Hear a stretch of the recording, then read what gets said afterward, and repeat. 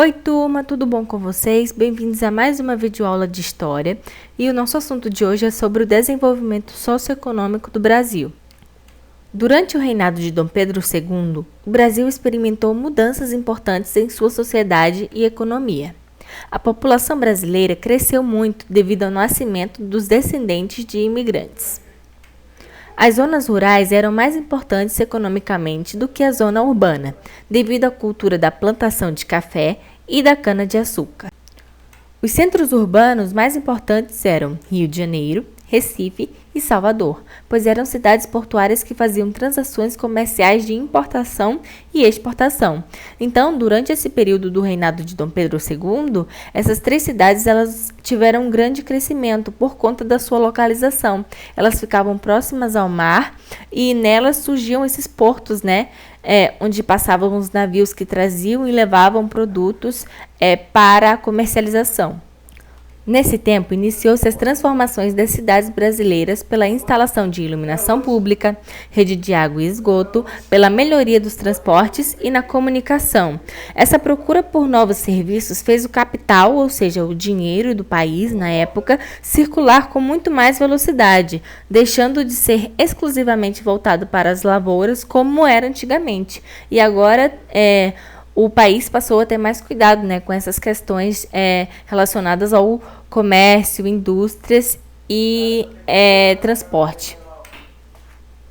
A importância do Barão de Mauá. O que esse homem fez de tão extraordinário, de tão importante, que é falado até nos dias atuais? A gente vai entender isso agora. Sendo muito influente nesse desenvolvimento do país, Irineu Evangelista de Souza recebeu o título de Barão de Mauá. O barão foi muito importante na época do Império e suas ações contribuíram para que os europeus montassem suas indústrias aqui no Brasil. Uma das indústrias que mais prosperaram foi a têxtil, que transformava a matéria-prima, ou seja, o algodão e a lã, em fios e tecidos.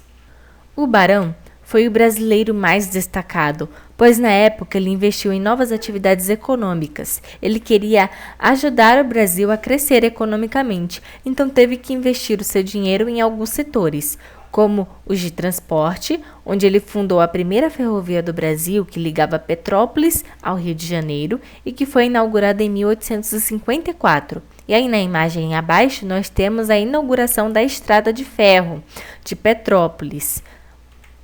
Um dos outros setores eram os de serviço, onde ele era sócio da empresa de iluminação pública no Rio de Janeiro. E essa empresa ela era responsável pela instalação do cabo telegráfico submarino, que facilitava a comunicação do povo brasileiro com a Europa para poder fazer a comercialização e a venda de alguns produtos.